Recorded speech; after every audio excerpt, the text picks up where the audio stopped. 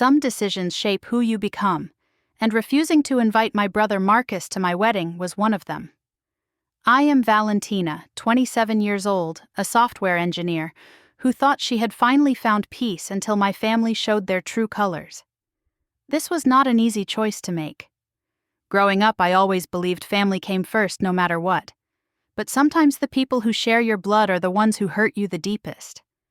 What happened at my wedding changed everything I thought I knew about loyalty, love, and what family really means.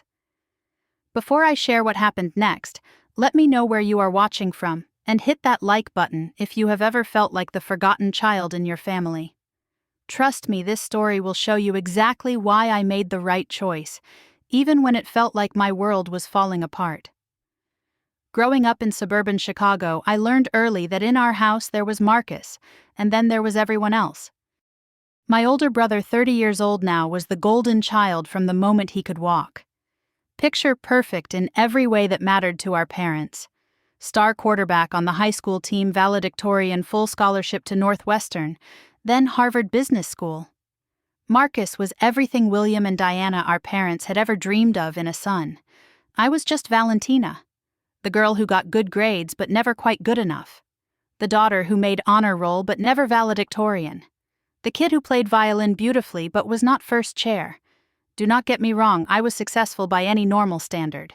But normal standards did not exist in our house when Marcus was setting the bar impossibly high. I remember my high school graduation like it was yesterday. I had worked so hard to graduate summa cum laude, and I was giving the salutatorian speech.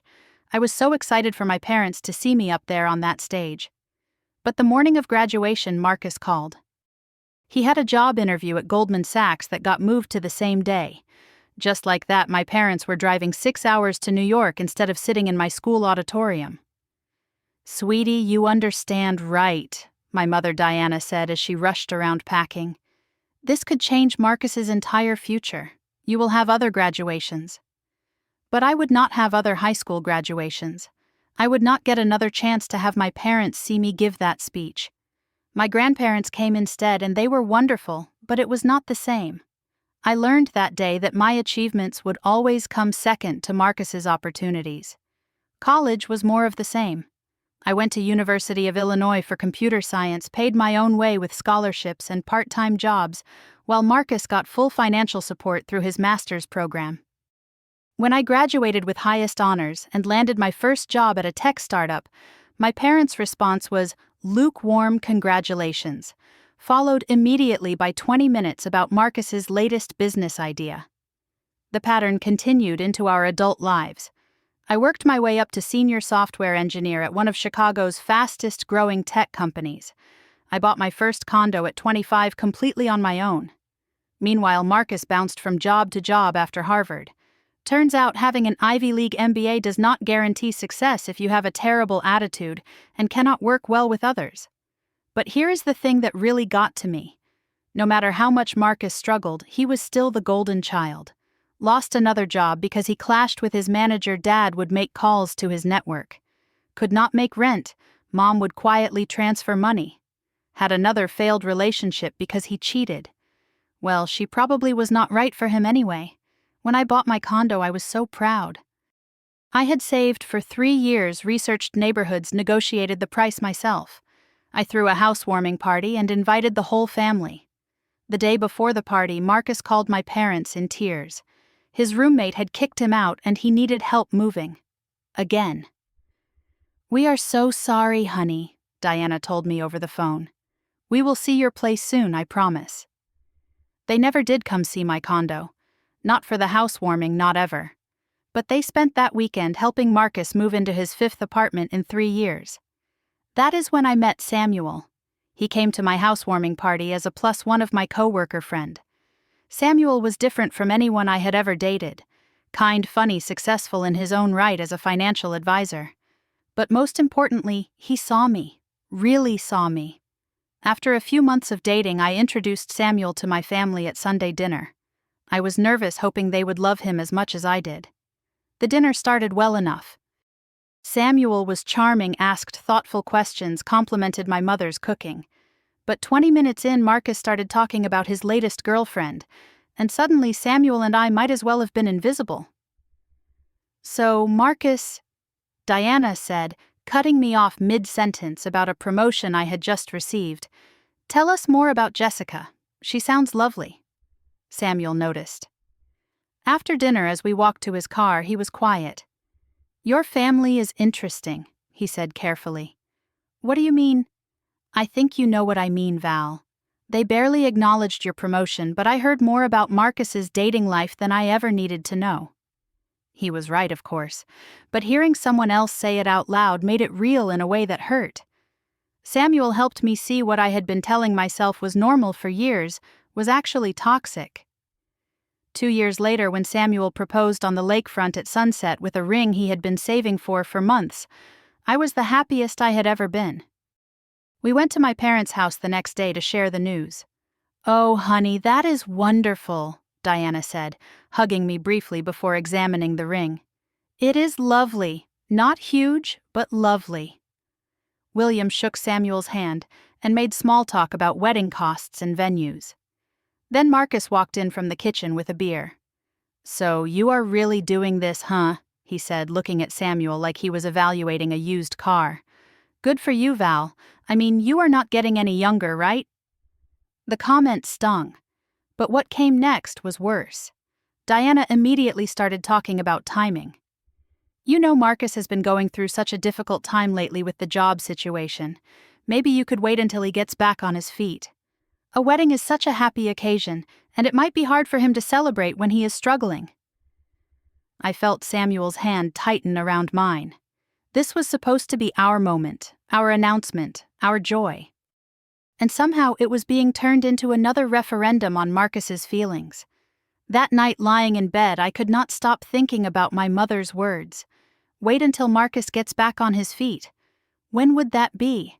And why should my happiness depend on his emotional state? For the first time, a dangerous thought crept into my mind.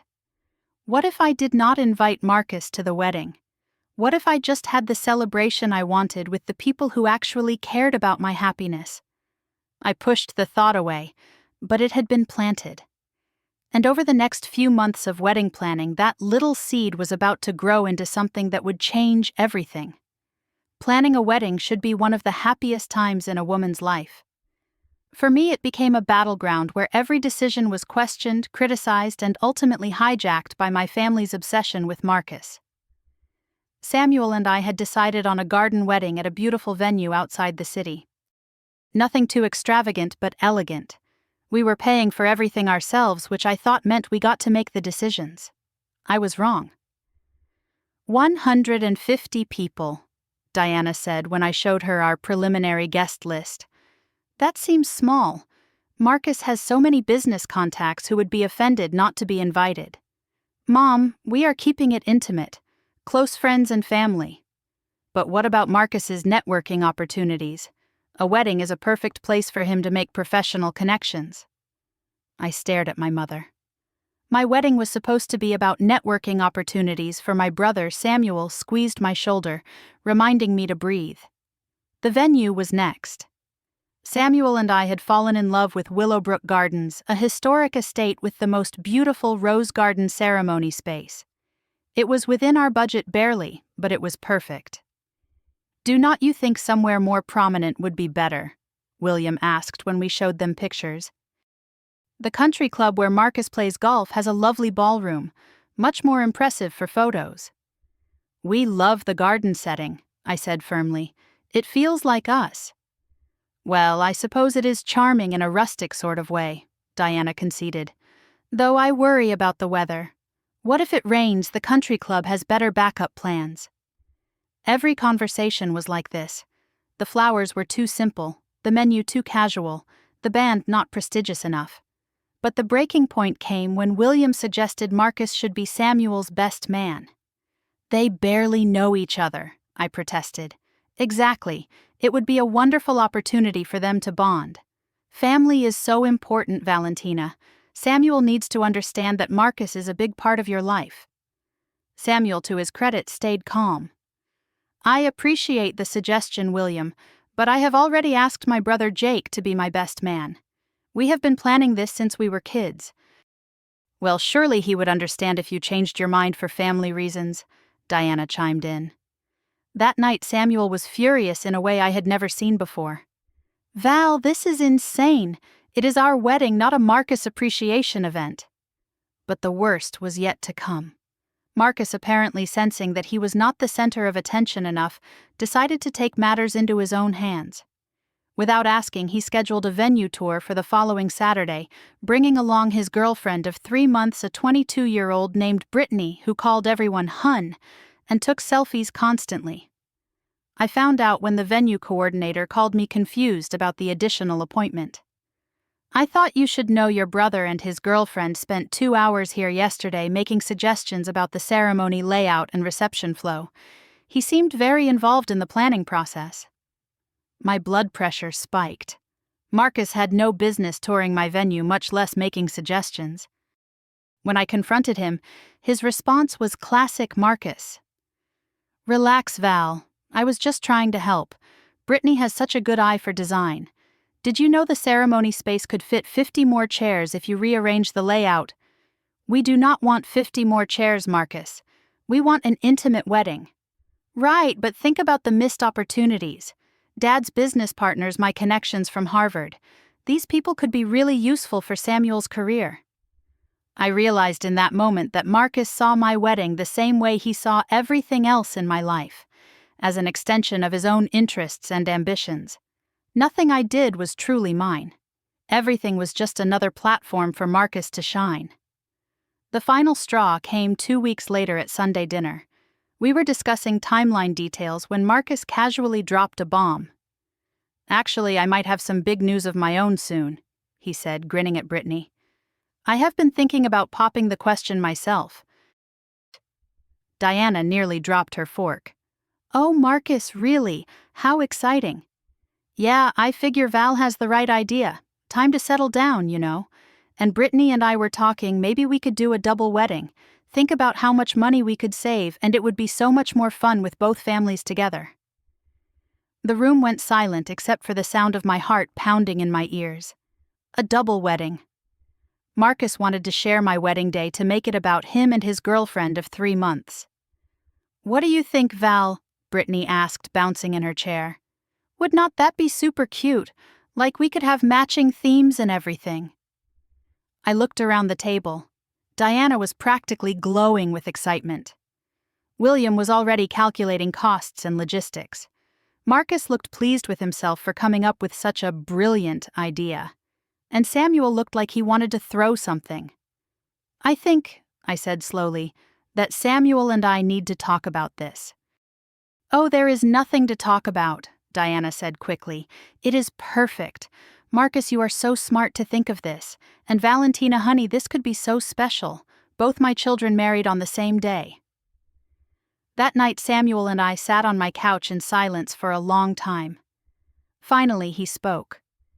If you want to have a double wedding with Marcus, I will do it. But I want you to know that this is not what I dreamed of for us. It is not what I dreamed of either, I whispered. And then louder, I do not want a double wedding. I do not want Marcus taking over my day. Samuel, I do not think I want him there at all. The words hung in the air between us. I had said it out loud, the thought that had been growing in the back of my mind for months. Are you sure? Samuel asked gently. I think so. God, Samuel, does that make me a terrible person? No, baby. It makes you someone who is finally putting yourself first.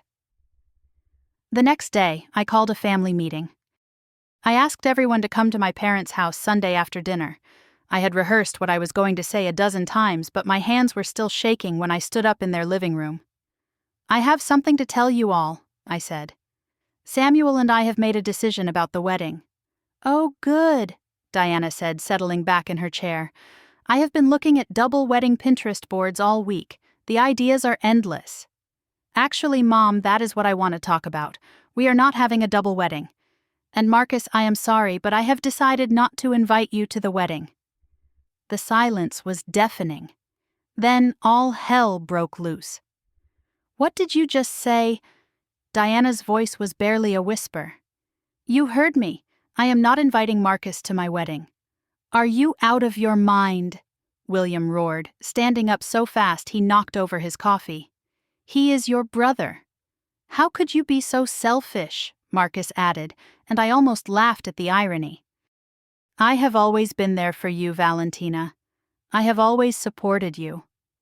When? I asked quietly. When have you ever supported me, Marcus? When you missed my graduation for a job interview, when you convinced Mom and Dad to skip my housewarming, when you tried to turn my engagement announcement into a conversation about your dating life, when exactly have you supported me? That is not fair. Diana said, tears starting to form. Marcus loves you. We all love you. Family is everything, Valentina. You cannot just cut us out because you are having some kind of bridezilla moment. This is not about being a bridezilla, Mom. This is about the fact that every single important moment in my life has been overshadowed by Marcus.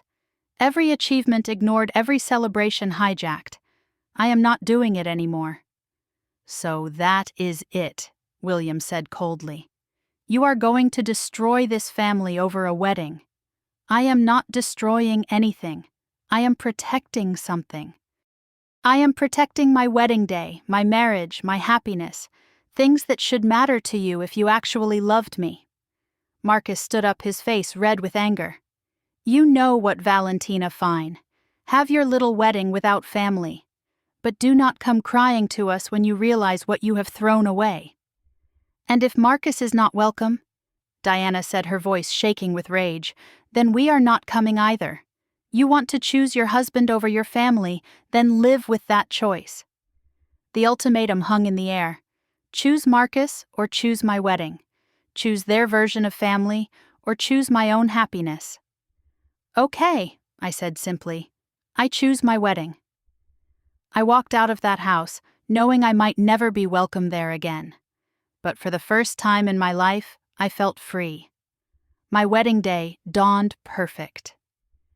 78 degrees, not a cloud in the sky, with the kind of gentle breeze that makes garden ceremonies magical. As I stood in the bridal suite at Willowbrook Gardens, looking at myself in my grandmother's vintage lace dress, I felt something I had never experienced before my wedding day. Complete peace. You look absolutely radiant, said Jessica, my maid of honor and college roommate. She had been my rock through the family drama of the past month. How are you feeling? Happy, I said, and meant it completely. For the first time in weeks, just purely happy. Samuel's family had embraced me from the moment we got engaged, but after witnessing the chaos of the past few months, they had gone above and beyond to make me feel loved and supported. His mother, Carol, had quietly arranged for additional flowers to fill in gaps where my family's arrangements would have been. His father, Robert, had insisted on walking me down the aisle along with my grandfather when my own father was not there to do it. They are not the family you were born into. Carol had told me the night before during the rehearsal dinner, but they are the family you choose, and we choose you completely. Samuel's sister, Emma, had organized the most beautiful bridal brunch that morning with all my closest friends. Women who had celebrated every milestone with me, who had cheered my successes and comforted my failures. Women who saw my worth and never made me compete for their attention. As we put the finishing touches on my makeup, I reflected on the past month since the confrontation.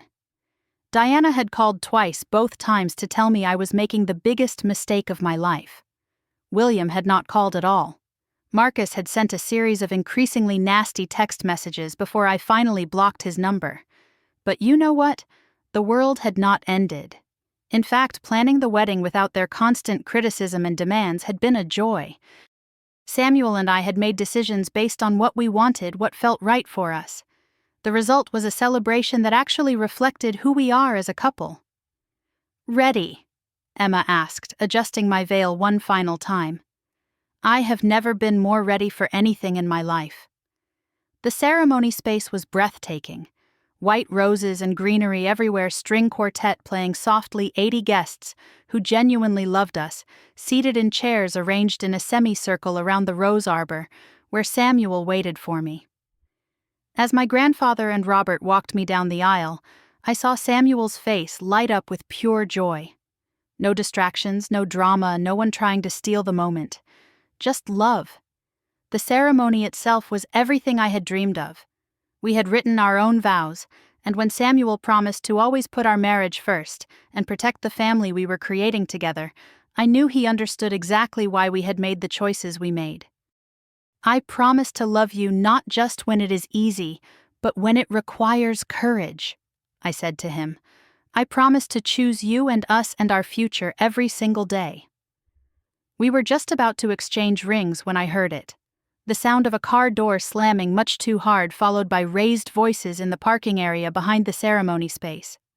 My stomach dropped, but I forced myself to focus on Samuel's face on the moment we were in. Then they appeared. William, Diana, and Marcus came around the corner of the main building, walking fast toward the ceremony area. Marcus was wearing a rumpled suit that looked like he had slept in it, and even from a distance I could tell he had been drinking. Diana was in a dress I had never seen before, clearly bought for the occasion, and William was in his most intimidating business suit. "Stop!" Diana called out as they got closer. "You cannot do this without your family. Valentina, stop this right now." The entire wedding party turned to stare. Our guests looked confused and alarmed. The string quartet stopped playing. Samuel stepped protectively in front of me, and I felt Robert's hand steady on my shoulder. "Ma'am, I am going to need you to lower your voices," said James, the security guard Samuel had quietly hired after we decided not to invite my family. He had thought this might happen. "This is a private event." "Private?" William shouted. "This is our daughter's wedding. We have every right to be here. You chose not to come." I said, my voice carrying clearly in the sudden silence. "I invited you. You said you would not come if Marcus was not invited. So you were not invited either." "Valentina, please," Diana said, tears streaming down her face. "We made a mistake. We should have supported you, but it is not too late. We can fix this." Marcus, swaying slightly, pointed at Samuel. "This is all your fault, man. You turned her against her own family." "What kind of husband does that—" "The kind who actually loves his wife," Samuel replied calmly. "The kind who puts her first." "You do not know what love is," Marcus slurred. "I have loved her longer than anyone. I am her brother. Blood is thicker than whatever this is." And that is when something inside me snapped. Not into anger, but into clarity. Complete crystalline clarity about who I was and what I deserved. I stepped around Samuel and walked to the microphone that had been set up for our vows. 80 pairs of eyes were on me, but I felt completely calm. "Ladies and gentlemen," I said, my voice steady and clear, "I would like you to meet my biological family. The people who missed every important moment of my life because they were busy managing the feelings of my brother." A murmur went through the crowd. These were my friends, my co-workers, Samuel's family. They knew my story. 6 months ago, I got some news that I have not shared with everyone yet. The software company I work for went public. My stock options matured. I am now worth just over $8 million. The crowd gasped. Even Samuel looked surprised. I had not told anyone the final number when the paperwork cleared. I held up my left hand, showing off the engagement ring Samuel had upgraded as a wedding surprise. This ring belonged to Samuel's grandmother, but the upgrade Samuel surprised me with 2 carats flawless set in platinum. It is worth more than the car my parents drive. I gestured toward our guests. Today we are celebrating with CEOs, directors, clients who have become friends and family who chose to love me unconditionally, people who have invested in my success and celebrated my achievements. William and Diana were staring at me with their mouths open. Marcus looked like he might be sick. "I built this life without any of you. I bought my home without your help. I built my career without your support, and I found love without your guidance. Samuel loves me not because I settled, but because I am worth loving, and I do not need any of you to validate my happiness or my success." The silence stretched for what felt like forever. Then Carol started clapping, then Robert, then Emma, then Jessica, Then all 80 of our guests rose to their feet in applause. William grabbed Diana's arm and Marcus's sleeve. "We are leaving," he said quietly. "We are leaving right now." As they walked away, Marcus turned back one more time. "You will regret this, Valentina. You will regret choosing money over family." "No, Marcus," I called after him. "I regret spending 27 years choosing family over myself." 6 months after my wedding, I am sitting in the kitchen of the home Samuel, and I bought together writing this story and thinking about how much my life has changed. Not just because I got married, though, that has been wonderful, but because I finally learned the difference between family and relatives. The aftermath of the wedding confrontation was surprisingly quiet. Diana called 2 weeks later crying and apologizing, begging for another chance. But her apology was not about understanding what she had done wrong. It was about wanting access to my success and my new financial status. She had heard about the stock options, probably from Marcus, and suddenly wanted to rebuild our relationship. William took a different approach. He sent formal emails about family reconciliation and moving forward. But they read like business proposals. There was no acknowledgement of the years of favoritism, no recognition of how deeply their choices had hurt me. Just a desire to get back into my good graces now that I had money. I set firm boundaries with both of them. I agreed to limited contact holiday phone calls and birthday cards, but only if they could respect my marriage and my choices. No more criticism of Samuel, no more attempts to make Marcus the center of attention during our conversations. It has been difficult for them, but they are slowly learning. Marcus disappeared for 3 months after the wedding. No calls, no texts, nothing. Then he showed up at Diana's house one day, asking for money for therapy. Apparently watching me succeed so dramatically while he continued to struggle had been a wake-up call. He is in counseling now, working on what his therapist calls narcissistic tendencies and family enmeshment issues. I have not spoken to him directly, but Diana tells me he is making progress. She also tells me he asks about me sometimes, that he wants to apologize but does not know how. Maybe someday we will have that conversation. Maybe we will never have it. Either way, I am at peace with whatever happens. Samuel and I are thriving. We bought a beautiful house in Lincoln Park with a garden where I can grow the roses I fell in love with at our wedding venue. His family has become my family in every way that matters. Carol calls me just to chat. Robert asks for my advice on his retirement investments, and Emma is my closest friend in the city. My career has exploded in the best possible way. I was promoted to Chief Technology Officer at my company, and I have been invited to speak at conferences about women in tech. The success feels different now because I am sharing it with people who genuinely celebrate my achievements instead of diminishing them. But the most important change is internal. I learned that setting boundaries is not selfish, it is essential. I learned that you cannot set yourself on fire to keep other people warm. I learned that real family, the kind that matters, celebrates your success instead of competing with it.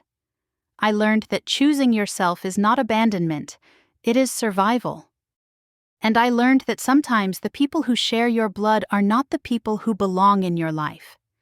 My wedding day taught me that love should not require you to shrink yourself to make others comfortable. It should not demand that you sacrifice your joy to manage someone else's feelings. Real love, the kind worth building a life around, sees you and celebrates you and protects your happiness fiercely. Some people say I was too harsh, that family should always come first. But those people have never lived in the shadow of a golden child. They have never had their achievements minimized or their celebrations hijacked. They have never been asked to set aside their own happiness for the sake of family peace. To them I say this: family is not just about shared genetics. It is about shared values, mutual respect, and unconditional love. It is about people who show up for you not just in your struggles but in your successes. It is about those who lift you up instead of tearing you down. The family that matters most is the one you choose, and the one that chooses you back completely and without conditions. Have you ever had to set boundaries with toxic family members, even when it meant missing out on important relationships? How did you find the courage to put yourself first when everyone told you family should always come first? Share your story in the comments below, because I know so many of you have walked this difficult path too.